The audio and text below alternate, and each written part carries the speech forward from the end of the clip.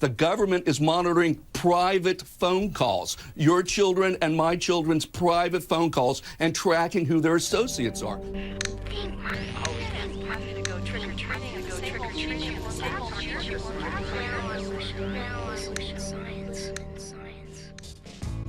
This June, we learned that our private lives are no longer private. The U.S. government is secretly tracking the emails, purchases, text messages, location, and phone calls of people all over the world. Ed Rooney. Ann, this is George Peterson. With code names like PRISM and X-Keyscore, this network of monitoring programs is just one part of the largest surveillance system in history. This open-ended surveillance system is illegal and operates in total secrecy. Under this system, the government can know where you've been, where you are, and where you're going. The program was only exposed when former NSA contractor Edward Snowden leaked documents detailing the extensive data collection. The president, the NSA, and their lawyers have tried to deflect public outrage by distorting the facts and misleading the public about the process. U.S. courts have never allowed the government to run a spying program of this scale. So how did this happen? Well, let's take a step back for a minute. America's founders hated oppressive British surveillance and unreasonable search and seizure. The issue here is independence. Understanding that privacy was necessary to almost every basic right in our Constitution, they established the Fourth Amendment. The Fourth Amendment exists to prevent the government from tracking or searching your personal information unless they have good reason to believe a crime is happening. It's all there, black and white, clear as crystal. Using the NSA, the U.S. government is violating the highest law of the country, the Constitution.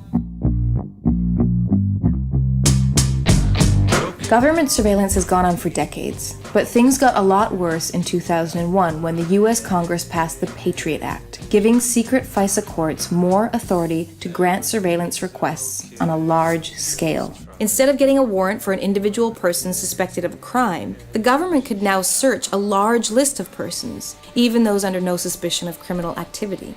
FISA courts aren't required to disclose what court orders are being approved, and supporting evidence isn't needed. Of the 1,789 requests for authorization, one was withdrawn by the government. All the other ones were granted. It's a rubber stamp. It's a rubber stamp.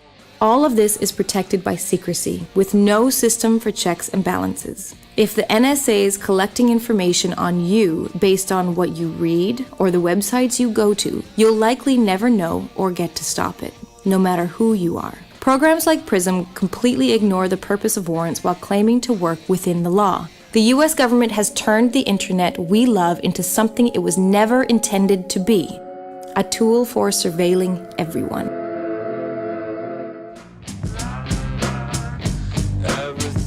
This is the most essential problem. Through these secret courts and secret interpretations of the laws, U.S. government agents can illegally track internet users based on things like keywords. Analysts who use a system from a web portal at Fort Meade key in selectors or search terms that are designed to produce at least 51% confidence in a target's foreignness. Data has been collected for years on the most popular websites, Gmail, Facebook, Yahoo, and many more. Got him at the bottom of the hill.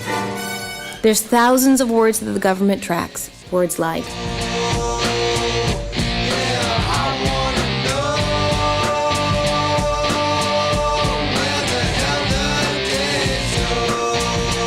almost any email you send might get your account monitored. This kind of tracking can make you second guess what you say. That's why mass spying is unconstitutional. Abuses are inevitable and data leaks are already happening. Spying on our internet usage gives the government power over our lives. What happens to free speech, free association, or a free press when everyone is under constant surveillance, even in our most private moments?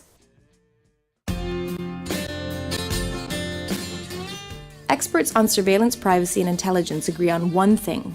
The NSA, President Bush, and Obama and their secret courts are interpreting multiple laws in a way that most Americans would find shocking.